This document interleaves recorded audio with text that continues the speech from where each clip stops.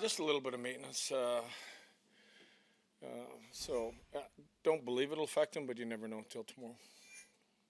Lindy, after the game last night, Thompson talked about, how the team is playing a little more mature game the last month or so. And do you sense from that game, the way you gave up a goal, but you got right back at it on the power play, you pushed right to the end, it is a little bit more of a mature game that your guys are playing. They're not falling prey to some of the frustration maybe we saw last year or early this year. Yeah, I think we're remaining pretty consistent with how we're trying to play. The opportunities were definitely there to at least get a point out of the game, which we didn't put ourselves in a position where all of a sudden we were giving up crazy chances and make it a two-goal game, and now you need three to win a game or two to get a point. So I even liked two or three of the real good looks, late in the third period. The 6-on-5 had a feel to it that we were going to score, but didn't. Just got to believe in the process, believe in what we're doing, and continue to do it. What do you make of JJ's recent play? I mean, he hasn't scored, but he's been creating. Last night he had a lot of chances, a lot of shots. Yeah, I think there's more to JJ's game, and I think he believes that too. And I've had conversations with him. If you can remember at the start of the year, around the net more, like tighter into the net, he's getting some chances. Those chances are further out. So the opportunities that you get in that 10-foot range around the net, maybe tipping a puck. He has to get in on more of those. And I think when you're playing with a Thompson and a Tuck, there's an opportunity to be there. We use this phrase, when it's your turn to be around net front, you have to be there. And I think he's seen some video. I've had discussions with him about where he needs to get sometimes, but he believes his game's got to be better too.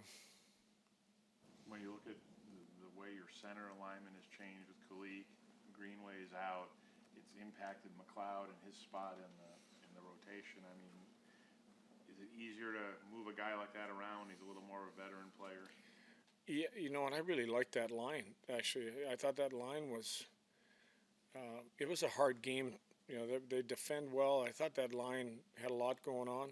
I think the beauty about having centers that can go in different places and go to the wing is that you do have an opportunity in different games.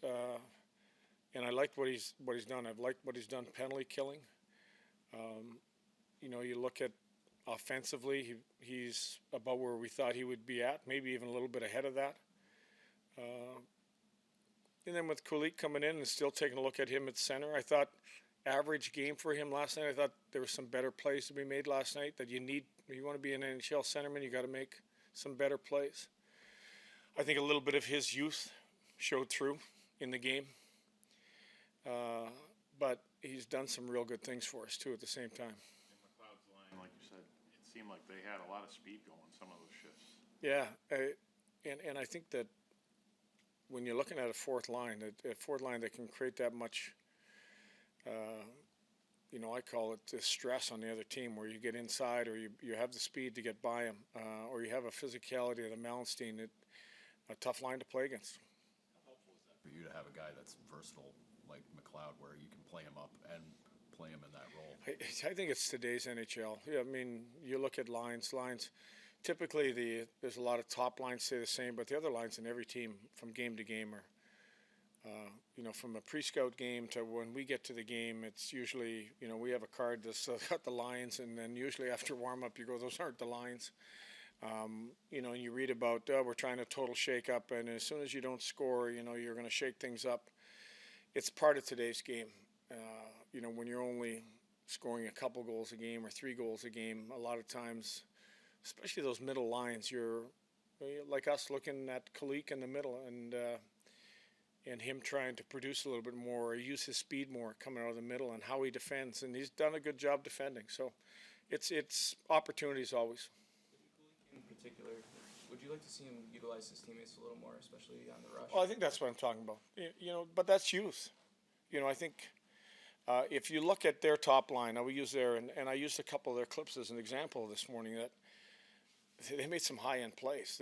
They put some stress on us when they moved over the line at 3-on-2 or 4-on-3, and they made it wasn't just a shot from an outside perimeter or above the top of the circle. They put some stress on us to figure out where we needed to be coming into the defensive zone, and they found that next play a few times, which they're a good line, and I think. When you reference that play, probably you're referencing the 3-on-2 where we just shot. We got to make a better play, and it's as simple as that. But I think that comes with years of experience too, and it comes, I think in the American League he could score from there. Probably the NHL, you're not going to score. It's going to be a rare one that goes in unless you're shooting through a defenseman's legs. You're probably not going to beat a goaltender. Interchangeable. Are Krebs and Cousins, when they play together like that, almost interchangeable as a play's coming where they can flip center and wing easily? I think one thing we looked at, Paul, was we would have a centerman on that line that could take the draw on either face-off dot. Like in the D zone, when you win the draw, you're out of the zone, so Krebs could have taken it on the left side. I think you saw some of those. You saw Cousins take the draws on the right side. That was probably the most important piece. Coming back into our D zone, it's easy for those two guys to either be a winger or a center because they're used to both positions. But we more looked at the face-off dot as being crucial if we can have the puck instead of that line starting with it. What is Jacob's, ability to sit for weeks and then come in and, carve out regular duty tell you about him? I mean, he's done it before too. So, what does it tell you about him?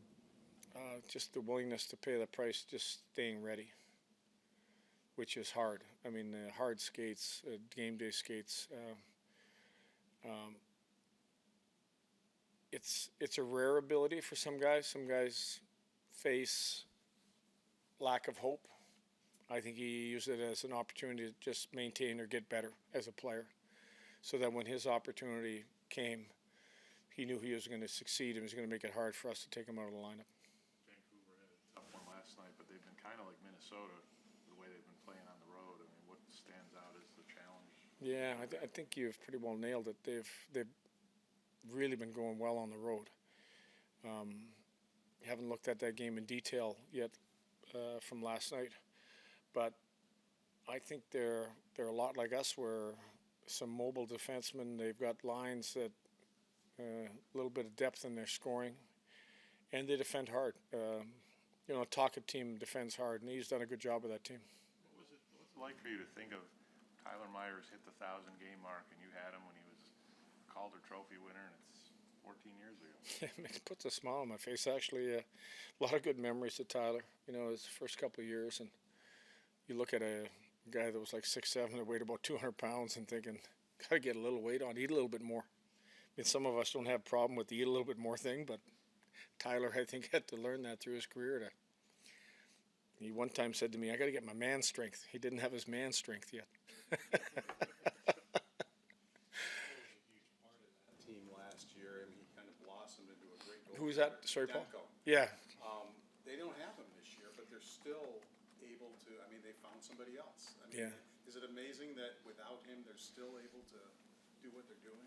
Yeah, I think it tells you the depth of the team and the type of job the coach has done there with that group. That you can lose a guy like that and still be able to win hockey games. And when you don't watch, you don't know how much. I mean, you check analytics and you look at what they're giving up. And, they're playing a good brand of hockey. Thanks.